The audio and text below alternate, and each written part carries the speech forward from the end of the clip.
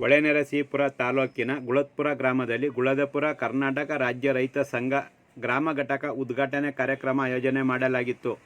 ರೈತರಲ್ಲಿ ಆತ್ಮವಿಶ್ವಾಸ ಹೆಚ್ಚಿಸುವ ಜೊತೆಗೆ ನಮಗೆ ನ್ಯಾಯಸಮ್ಮತವಾಗಿ ದೊರೆಯಬೇಕಾದ ಸವಲತ್ತುಗಳನ್ನು ಪಡೆಯಲು ರಸ್ತೆಗೆ ಇಳಿದು ಹೋರಾಟ ಮಾಡುವುದೊಂದೇ ದಾರಿಯಾಗಿದ್ದು, ಹಿಂದೆ 2021ರಲ್ಲಿ ಕೇಂದ್ರ ಸರ್ಕಾರದ ಧೋರಣೆ ವಿರುದ್ಧ ಉಗ್ರ ಹೋರಾಟ ಮಾಡುವ ಮೂಲಕ ಪ್ರಧಾನಿ ಮೋದಿಯವರು ನಮ್ಮ ಸಮಸ್ಯೆಗೆ ಸ್ಪಂದಿಸುವಂತೆ ಮಾಡಿದ ರೈತ ಸಂಘದ ದುರ್ಬಳಕೆ ಕೆಲವರಿಂದ ಆಗುತ್ತಿದ್ದರೂ ಸಹ ಸಾಮಾನ್ಯ ರೈತರಿಗೆ ನಮ್ಮ ರೈತ ಸಂಘಟನೆಯ ಅಗತ್ಯತೆ ಹೆಚ್ಚಿದೆ ಎಂದು ಕರ್ನಾಟಕ ರಾಜ್ಯ ರೈತ ಸಂಘದ ಪುಟ್ಟಣ್ಣಯ್ಯ ಬಣದ ರಾಜ್ಯಾಧ್ಯಕ್ಷರಾದ ಬಡಗಲಾಪುರ ನಾಗೇಂದ್ರ ತಿಳಿಸಿದರು.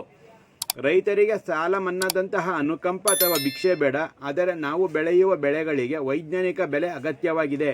ಇತ್ತೀಚಿನ ದಿನಗಳಲ್ಲಿ ಖಾಸಗೀಕರಣ ಹೆಚ್ಚುತ್ತಿದ್ದು, ವಿದ್ಯುತ್ ಇಲಾಖೆಯನ್ನು ಖಾಸಗಿ ವ್ಯಕ್ತಿಗಳಿಗೆ ನೀಡಿದ್ದಲ್ಲಿ ಅವರುಗಳು ಹೇಳಿದ್ದಂತೆ ಕೇಳಬೇಕಾದ ಪರಿಸ್ಥಿತಿ ಬರಬಹುದು ಮತ್ತು ಹೋರಾಟ ಮಾಡಲು ಸಾಧ್ಯವಿಲ್ಲ. ರದ್ದಿ ಪೇಪರ್ ಮೇಲೆ ಬಂಡವಾಳ ಹಾಕಿ ಹಣ ಮಾಡುವ ವ್ಯಕ್ತಿಗಳಿಂದ ನಮ್ಮ ಏಳಿಗೆ ಸಾಧ್ಯನಾ ಎಂದು ಪ್ರಶ್ನಿಸಿ, ಇಂತಹ ಪರಿಸ್ಥಿತಿ ಬರಬಾರದು ಎಂಬ ಕಾರಣದಿಂದ ರೈತ ಸಂಘದ ಸ್ಥಾಪನೆ ಮತ್ತು ಹೋರಾಟದ ಮನೋಭಾವ ಬೇಕಿದೆ. ಹಿಂದೆ ದೇಶದ ಪ್ರತಿಯೊಬ್ಬ ವ್ಯಕ್ತಿ ಸ್ವಾತಂತ್ರ್ಯ ಹೋರಾಟದಲ್ಲಿ ಇರಲಿಲ್ಲ, ಆದರೆ ಅವರೇ ನೈತಿಕ ಬೆಂಬಲ ಹಾಗೂ ನಿಮ್ಮೊಂದಿಗೆ ನಾವಿದ್ದೇವೆ ಎಂಬ ಮಾತುಗಳು ಹೋರಾಟದ ಕಿಚ್ಚನ್ನು ಹೆಚ್ಚಿಸಿತ್ತು. ಅದೇ ರೀತಿ ನೀವುಗಳು ರೈತ ಸಂಘ ಸ್ಥಾಪಿಸಿಕೊಳ್ಳುವುದು ಮತ್ತು ಹೋರಾಟದ ಮನಸ್ಥಿತಿ ಬೆಳೆಸಿಕೊಂಡು ನಮ್ಮಗಳ ಹೋರಾಟದ ದಿನಗಳಲ್ಲಿ ನಮ್ಮೊಂದಿಗೆ ನಿಮ್ಮ ಸಹಮತ ಅಗತ್ಯವಾಗಿದೆ ಎಂದು ತಿಳಿಸಿ ಹಲವಾರು ವಿಷಯಗಳ ಬಗ್ಗೆ ಸವಿಸ್ತಾರವಾಗಿ ಮಾತನಾಡಿದರು. ಕರ್ನಾಟಕ ರಾಜ್ಯ ರೈತ ಸಂಘ ರಾಜ್ಯ ಸಂಚಾಲಕರಾದ ಪ್ರಸನ್ನಗೌಡ, ಜಿಲ್ಲಾಧ್ಯಕ್ಷ ಹಿರಿಸವೆ ರಘು, ಜಿಲ್ಲಾ ಪ್ರಧಾನ ಕಾರ್ಯದರ್ಶಿ ನರಸಿಂಹ ಶೆಟ್ಟಿ, ತಾಲೂಕು ಅಧ್ಯಕ್ಷ ಸೋಮಶೇಖರ್, ರೈತ ಮುಖಂಡರಾದ ಪರಮೇಶ್, ದಯಾನಂದ, ರವಿ, ರಘು, ರಂಗಸ್ವಾಮಿ, ಜಯಂತಿ, ಪುಟ್ಟಮ್ಮ, ಸೋಮಪ್ರಭ, ರಾಜಮ್ಮ, ಅಶ್ವಿನಿ ಹಾಗೂ ಇತರರು ಇದ್ದರು. ನಾಯಕರೆಲ್ಲ ಇದ್ರಲ್ಲ, ಬಹಿರಂಗೋತ್ಸವ ಕರ್ತು ಬಂದು ಚರ್ಚೆ ಮಾಡೋದು ಯಾರು ಬರೆಯ ರಾಜಕಾರಣಿ ಒಬ್ಬರೇ ಅಲ್ಲ, ಸುಮಾರು ರಾಜಕಾರಣಿ ಅವರೊಬ್ಬರೇ ಅಲ್ಲ, ಸುಮಾರು ರಾಜಕಾರಣಿ ಇವತ್ತು ಅವರೇ ಸಾಲ ಮನ್ನಾ ಮಾಡಿ ಅಂತಾರೆ. ಸರ್ಕಾರದಲ್ಲಿ ರೈತ ಹೋರಾಟದಿಂದ ಇಂಡಿಯಾ ಭಾರತ ಸರ್ಕಾರ ಆಗ್ಬೋದು ಅಥವಾ ಕರ್ನಾಟಕ ಸರ್ಕಾರ ಆಗ್ಬೋದು, ಹಲವಾರು ರಾಜ್ಯಗಳು ರೈತರ ಸಾಲ ಮನ್ನಾ ಮಾಡಿದ್ದಾರೆ. ನಾವು ರೈತರ ಸಾಲ ಮನ್ನಾ ಮಾಡ್ತಿರಲ್ಲ, ಯಾವ ಕಾರಣಕ್ಕೆ ಮಾಡ್ತಾ ಇದ್ದೀರಿ, ಕಾರಣ ಕೊಡಿ ಅಂತ ಹೇಳಿ. ಸಿಂಪತಿ ಬೇಡ ರೈತರ ಬಗ್ಗೆ, ಅಯ್ಯೋ ಅನ್ನೋದು ಬೇಡ. ಈ ದೇಶಕ್ಕೆ ಕನ್ನ ಹಾಕಿರೋನು ಅವನು ಬಯ್ಯೋ ಪಾಪ ಅಂತ ಭಿಕ್ಷಾ ರೂಪದಲ್ಲಿ ನಮಗೆ ಯಾವುದೇ ರೀತಿ ಪರಿಹಾರ ರೂಪಗಳು ಬೇಡ. ಸಾಲ ಮನ್ನಾ ಮಾಡೋದಕ್ಕೆ ಒಂದು ವೈಜ್ಞಾನಿಕವಾದ ಕಾರಣ ಕೊಡಿ ಅಂತ ಹೇಳಿ. ಯಾವ ಸರ್ಕಾರ ಕೊಡಿ, ಕೊಟ್ಟರೆ ಕೊಡಬೇಕು ಅಂತ ಹೇಳಿದ್ರೆ ನಿಮ್ಮೊಂದು ಬೆಲೆ ನೀತಿ ಕೊಟ್ಟಿಲ್ಲ, ನೀವು ಕಷ್ಟ ಸೇರಿದ್ರಿ, ಅದಕ್ಕೆ ನಾವು ನಿಮ್ಮ ಋಣಮುಕ್ತ ನೀವು ಮಾಡ್ತಿರಲ್ಲ, ರೈತರ ಋಣ ತೀರಿಸ್ತಾ ಇದೀವಿ ಅಂತ ಕೇಳಬೇಕಾಗತ್ತೆ.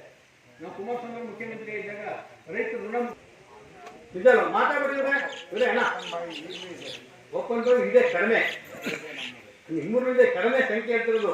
ಮೊದಲು ಓಪನ್ ಬಾವಿ, ಒಂದು ಬಾವಿ 2 ಬಾವಿ ತೆಗಿತೀವಿ ಅಲ್ವಾ, ಅದಕ್ಕೆ ಕರೆಂಟ್ ನಾವೇ ಬೇಸಾಯ ಮಾಡ್ತೀವಿ. ನೀವು ಬೇಕಾದ ಹಣ್ಣು ಹಂಪಲುಗಳು ಎಲ್ಲ ಬೆಳ್ಕೊಡ್ತಿದ್ದೀವಿ, ಅದು ನಾವು ನೀವು ಕೊಡೋ ರೇಟ್ ಇಲ್ಲ, ಅದಕ್ಕೆ ಇನ್ಸೆಂಟಿವ್ ಆಗಿ ಕೊಡಿ, ಉತ್ತೇಜನವಾಗಿ ಕೊಡಿ ಅಂತ ಕೇಳೋದು. ಗುಂಡರಾಗಿ ಕೊಡೋಕ್ಕಾಗಲ್ಲ ಅಂದ್ಬಿಟ್ಟು 5 HP ವರೆಗೆ ಒಂದು 100 ರೂಪಾಯಿ ಕೊಟ್ಟು ಅಂತ ಕೊಟ್ಟರು. ಮೊದಲು ಗೊತ್ತಾಗಿರೋದು 5 HP 5 ವರ್ಷ ಶಕ್ತಿ ಮೋಟ್ರ್ ಇಟ್ಕೊಂಡಿರೋರು 100 ರೂಪಾಯಿ ಕಟ್ಟಿ ಕೊಡಿ ವರ್ಷಕ್ಕೆ ಅಂದರು. ಒಂದು ಲಾಭ ಆಯ್ತಲ್ಲ. ಅವಾಗ ಬಂಗಾರಪ್ಪ ಇದ್ದಾಗ ನಿರಂತರ ಹೋರಾಟ ಮಾಡೋದು 10 HP ವರೆಗೆ ಉಚಿತವಾದ ಕರೆಂಟ್ ಸಿಗ್ತಾ ಇದೆ. ಇಂದ 10 HP ವರೆಗೆ ಉಚಿತವಾದಂಥ ಕರೆಂಟ್ ಸಿಗ್ತಾ ಇದೆ. 60 ಲಕ್ಷ ಪಂಪ್ ಸೆಟ್ಟು. ಮೊದಲನೇದಾಗಿ ಬೆಳಗಾಮವರು ಪಂಪ್ ಸೆಟ್ ಅನ್ನು ಇಟ್ಟಿದ್ದಾರೆ. ರೈತ ಹೋರಾಟ ಇಲ್ಲ, ನೀವು ಕರೆಂಟ್ ಚಾರ್ಜ್ ಕಟ್ಟಕ್ಕೆ ಬಿಲ್ ಕಟ್ಟಕ್ಕೆ ಸಾಧ್ಯನೇ ಆಗ್ತಿಲ್ಲ. ಎಲ್ಲ ಪಂಪ್ ಸೆಟ್ಗಳು ಬಂದ್ ಮಾಡಬೇಕಾಗೋದು ನಾವು. ಆದರೆ ಈ ನೀತಿ ಬೇರೆ ಆಗ್ತವೆ. ವಿಶ್ವಸಂಸ್ಥೆ ಪಾಲಿಸಿ ಅಂದ್ಬಿಟ್ಟು ಎಸ್ ಎಂ ಕೃಷ್ಣ ಇದ್ದಾಗ ಒಂದು ನಮ್ಗೆ ಮೀಟರ್ ಹಾಕಿ ಬಂದಿದ್ರು, ಗೊತ್ತಾ ನಿಮಗೆ? ಮೀಟ್ರಿಗೆ ಗಿಫ್ಟ್ ವಾಪಸ್ ಕೊಟ್ಟಿದ್ದ ನಾವು. ಏನಪ್ಪಾ ಅಂತಂದ್ರೆ, ರೈತರು ಪಂಪ್ ಸೆಟ್ ಮುಖಾಂತರ ನೀವು ಕರೆಂಟ್ ಕೊಟ್ಟು ಇಡೀ ಉತ್ಪಾದನೆ ನಷ್ಟ ಆಗ್ತದೆ ಅನ್ನೋದು ಒಂದು ನೀತಿ, ವಿದೇಶಿ ನೀತಿ. ಅದಕ್ಕೋಸ್ಕರ ಮೀಟರ್ ಹಾಕ್ತೀವಿ ಅಂತಂದ್ರು. ಮೀಟರ್ ಗಿಫ್ಟ್ ವಾಪಸ್ ಕೊಟ್ವಾ? ಮತ್ತೆ 3ನೇ ಬಾರಿ ಪ್ರಧಾನಮಂತ್ರಿ ಆಗರು ನರೇಂದ್ರ ಮೋದಿ ಅವರೊಂದು ನೀತಿ ತರ ಕೊಟ್ಟಿದ್ರು. 13 ತಿಂಗಳು ಹೋರಾಟ ಆಯ್ತಲ್ಲ, ಇಡೀ ಅದಾನಿ ಅಂಬಾನಿಗೆ ಕೊಟ್ಬಿಟ್ರು ಕರೆಂಟ್ ಉತ್ಪಾದನೆ. ಅವರೇ ಶೇಖರಣೆ ಮಾಡೋ, ಉತ್ಪಾದನೆ ಅವರೇ, ಶೇಖರಣೆ ಅವರೇ, ವಿತರಣೆ ಅವರೇ. ಸ್ಮಾರ್ಟ್ ಮೀಟರ್ ರೆಡಿ ಆಗುತ್ತೆ. ಸರ್ಕಾರ ಹೇಳಿತು, ನೀವು ಮೊಬೈಲ್ ಕರೆನ್ಸಿ ಆಕ್ಷನ್ ಬಂದು ಕಟ್ಬಿಡಿ, ದುಡ್ಡ ನಾವು ಕರೆಂಟ್ ಕೊಡ್ತೀವಿ, ಆಮೇಲೆ ನಿಮ್ಗೆ ವಾಪಸ್ ಹಾಕ್ತೀವಿ ಎಂದು. ಅದ್ರ ವಿರುದ್ಧ ಹೋರಾಟ ಮಾಡಿ ನಿಲ್ಸಿರೋ ಡೆಲ್ಲಿ ಅಲ್ವಾ? ಏನಾದ್ರು ಸ್ಮಾರ್ಟ್ ಮೀಟರ್ ಬಂದ್ರೆ ಇವತ್ತು ನಾವು ಪೂರ್ತಿ ಕರೆಂಟ್ ಚಾರ್ಜ್ ಕಟ್ಟಬೇಕಾಗ್ತದೆ, ಇಲ್ಲಾಂದ್ರೆ ಆಟೋಮೆಟಿಕ್ ಆಗಿ ಅದೇ ಆಫ್ ಆಗುತ್ತೆ. ಸರ್ಕಾರಿ ಸಂಸ್ಥೆಗಳಿದ್ರೆ ನಾವು ಹೋರಾಟ ಮಾಡ್ತೀವಿ. ಖಾಸಗಿ ಸಂಸ್ಥೆ ಹೋರಾಟ ಮಾಡೋದ್ರೆ ಸರ್ಕಾರ ಕೊಟ್ಟರೆ ಉತ್ಪಾದನೆ ದುಡ್ಡು ಕೂಡ ಇದ್ರೆ ಹೋಗ ಅಂತಾರೆ. ಅವ್ರಿಗೆ ಖಾಸಗಿ ಅವ್ರ ನೀತಿ ನಿಯಮಗಳು ಇರಲ್ಲ. ಕಲ್ಯಾಣ ರಾಜ್ಯದ ಕಲ್ಪನೆ ಇರಲ್ಲ. ಬಂಡವಾಳ ಹಾಕೋ, ಬಂಡವಾಳ ತಕೋ.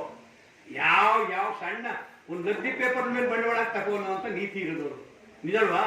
ಇದು ವಿರುದ್ಧ ಹೋರಾಟ ಮಾಡಿ ನಿಲ್ಸಿದೆ. ಇದಕ್ಕೆ ರೈತ ಚಳವಳಿ ಮಾಡ್ತಾ ಇರೋಂಥದ್ದು. ಕರ್ನಾಟಕ ಒಂದೇ ಅಲ್ಲ, ಇಡೀ ದೇಶದಲ್ಲಿ ಪ್ರಪಂಚದಲ್ಲಿ ರೈತ ಚಳವಳಿ ಗಟ್ಟಿ ಇದ್ದಾವೆ. ನಿಜಲ್ವದು? ಇವತ್ತು ಭೂಮಿ ಕಿತ್ಕೊಳ್ಳುವಂತ ಕಾರಣ ಬಂದಿದೆ. ಯಡಿಯೂರಪ್ಪನವರು ಮಹಾರಾಷ್ಟ್ರ ಮುಖ್ಯಮಂತ್ರಿ ಆಗಿದ್ದರು. ಯಡಿಯೂರಪ್ಪನವರು ಭೂ ಸುಧಾರಣೆ ಗೇಣಿದಾರರಿಗೆ ಭೂಮಿ ಕೊಡಿ ಅಂತ ಶಿವಮೊಗ್ಗದಲ್ಲಿ ಹೋರಾಟ ಮಾಡಿದರು. ಎಲ್ಲಿ ಶಿಕಾರಿಪುರದಲ್ಲಿ ಇನ್ನೂ ಫೋಟೋ ಇದೆ.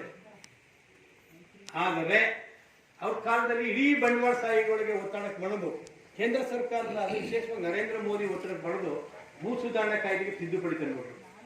ಏನಿದೆ ತಿದ್ದುಪಡಿ?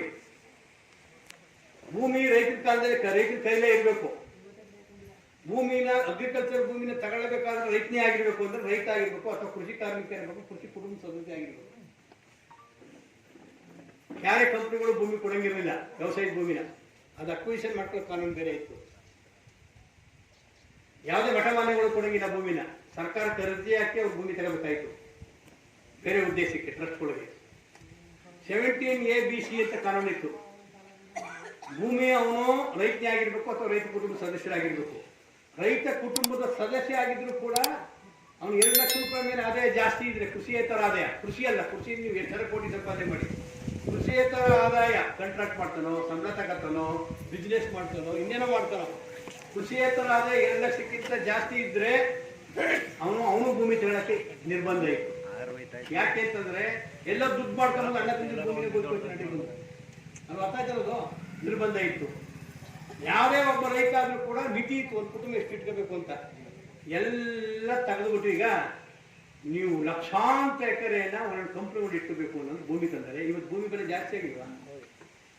ನೀವು ಮಲೆನಾಡು ಹೋಗ್ಬೇಕು, ನೀವು ಎಲ್ಲ ಭೂಮಿನ ಕೊಂಡ್ಕೊಳ್ಳೋ ಯಾರು ಸೇಟುಗಳು, ಅವರು ಇವರು ಕರಡು ದಂಧೆ ಮಾಡೋಲ್ಲ. ನಮಗೆ ಕೋಟೆ ಮಲೆನಾಡು, ಅರೆ ಮಲೆನಾಡು 1 ಎಕರೆ 12 ಲಕ್ಷ 13 ಲಕ್ಷ ಸಿಗ್ತಿರ್ತದೆ ಮ್ಯಾಕ್ಸಿಮಮ್. ದೊಡ್ಡರು ಇವತ್ತು 70 ಲಕ್ಷ 80 ಲಕ್ಷ ಆಗ್ತದೆ. ನಾನು ಮೂಡಿಗೆರೆಗೆ ಹೋಗಿದ್ದೆ ಒಂದು ವರ್ಷದಲ್ಲಿ.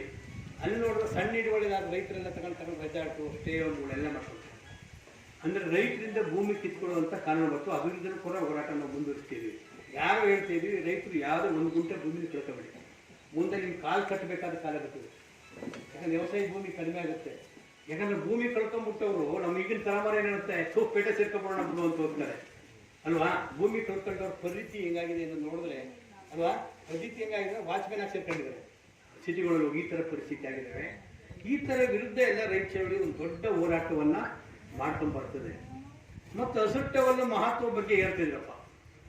ಹಸುಟ್ಟವಲ್ ಎಲ್ಲೋ ಸಿಗುತ್ತೆ, 70 ರೂಪಾಯಿ 80 ರೂಪಾಯಿ 150 ರೂಪಾಯಿ ತಗೊಂಡು ಹಾಕ್ಬಿಟ್ಟು ಎಟ್ಲೆ ಗೌರವ ಇರೋದಿಲ್ಲ.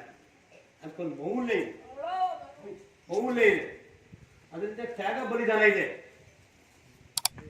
ರೈತರು ಹೋರಾಟದಲ್ಲಿ ಪೊಲೀಸ್ನವ್ರು ಗುಂಡಿಗೆ ಎದೆ ಕೊಟ್ಟು ಸತ್ತಿರುವಂಥವ್ರು ಅವರೇ ಹುತಾತ್ಮರಾಗಿದ್ದಾರೆ. ಇವತ್ತು ಜುಲೈ 21 ಮುಂದಿನ ತಿಂಗಳು ನಾವು ಹುತಾತ್ಮ ದಿನಾಚರಣೆ ಮಾಡ್ತೀವಿ. ಧಾರವಾಡ ನರಗುಂದಲ್ಲಿ ಪ್ರತಿ ವರ್ಷ ಮಾಡ್ತೀವಿ. ಇದು ನೀವೆಲ್ಲ ಮರಳಿರ್ಬೋದು, ಒಬ್ಬ ರೈತ ಹೋರಾಟಕ್ಕೆ ಬರದೇ ಇರ್ಬೋದು. ನಿಜವಾದ ಹೋರಾಟಗಾರ ಅಂತವರು ಜೈಲಿಗೆ ಹೋಗಿದ್ದಾರೆ, ಗುಂಡೇಟು ಬಲಿಯಾಗಿದ್ದಾರೆ, ಅವ್ರ ಆಯುಷ್ಯ ಕಡಿಮೆ ಮಾಡ್ಕೊಂಡಿದ್ದಾರೆ. ಯಾಕೆ? ರೈತ ಸಮುದಾಯದ ಪರ ಸ್ವತಂತ್ರ ಹೋರಾಟದಲ್ಲಿ ಎಲ್ಲರೂ ಬೀದಿಗಿಳಿಲಿಲ್ಲ.